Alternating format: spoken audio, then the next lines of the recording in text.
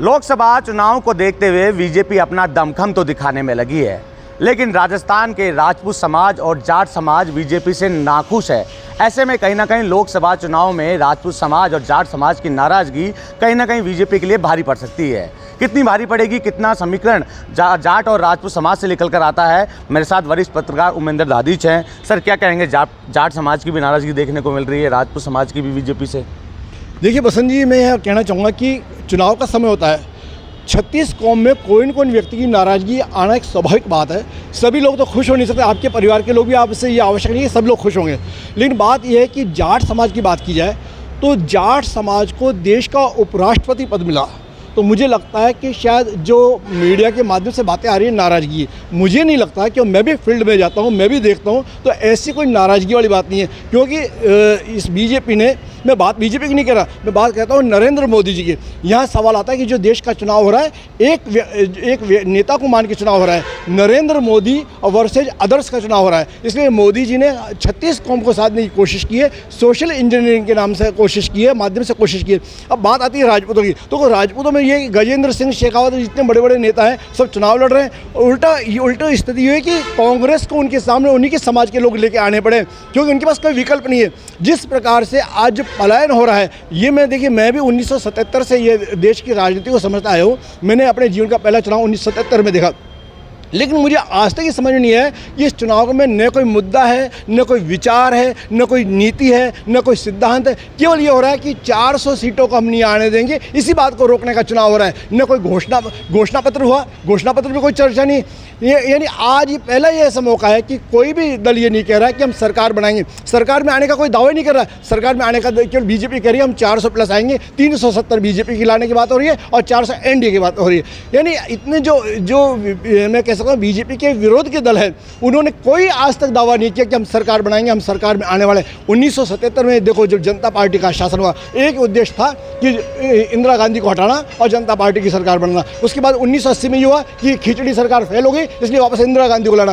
यानी हमने जब भी देखे, मुद्दों पे आधारित चुनाव देखे, हमने देखा है कि देश की जनता ने सरकार बनाने के लिए, सरकार को हटाने के लिए वोट दिए। लेकिन अब क्या हो रहा है, 400 प्लस और 400 माइनस की बात हो रही है। लेकिन जिस तरह राजपूत समाज विरोध में उतरा है, बीजेपी के नेता के बयान के बाद लगातार धरने प्रदर्शन भी दिए जा रहे हैं, वोट की चोट देने की बात भी कही जा रही है। देखिए बसंत जी, कुछ लोग ऐसे होते हैं, हर समाज में होते हैं, मेरे समाज में भी होंगे, आपके समाज में भी होंगे, जो अपनी राजनीति को चमकाने के लिए नेतृत्व करते हैं। लेकिन मैं कहता हूँ कि एक व्यक्ति कोई समाज का मुखिया ठेकेदार नहीं हो सकता। हाँ, हो सकता है कुछ लोगों का ये हो सकता है कि भाई नहीं बनी, उनको मन में कोई विचार हो, उनके मन में कोई खटास हो, तो वह नेतृत्व करना उनके लोकतंत्र है, लोकतंत्र में विरोध करना सबका अधिकार है, सब कुछ है। लेकिन हम ये नहीं कह सकते कि एक व्यक्ति का एक नेतृत्व की वजह से पूर्ण समाज नाराज हो गया, पूर्ण जाति नाराज। भाई ये बताइए कि बीजेपी ने कितने राजपूतों को टिकट दिए, बीजेपी कितने जाटों को टिकट दिए, सबको दिया है। तो मैं ये नहीं कह सकता कि एक समाज की नाराजगी नहीं हो सकती, ब्राह्मणों को भी दिए। देखिए अब मैं ये बात आएगी, कांग्रेस ने कितने राजपूतों को दिए टिकट, कांग्रेस ने कितने ब्राह्मणों को टिकट दिए।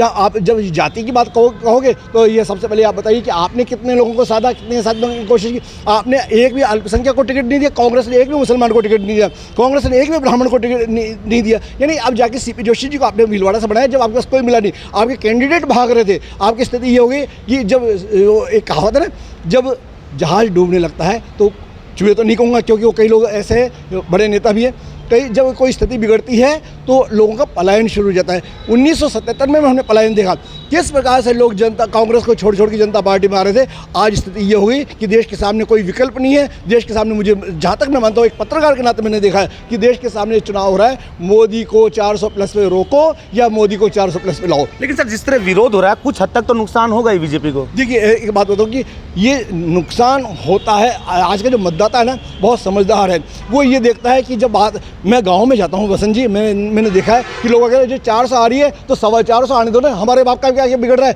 यानी इस समय ये हो रहा है कि बम्पर जब लॉटरी खुलती है ना, तो ये न कोई विरोध होता है न कोई होता है। इस समय माहौल हो रहा है, देश में एक ही माहौल हो रहा है, केवल 400 प्लस का। अब ये जयपुर की बात की जाए तो जयपुर में देखो, ये जिस प्रकार से आपके पास कैंडिडेट नहीं मिल रहे, कांग्रेस को कैंडिडेट नहीं मिले, आपके जो चुनाव हार गए आप उनको लेके आ रहे हो, आपके जो प्रत्याशी हैं वो भग रहे हैं।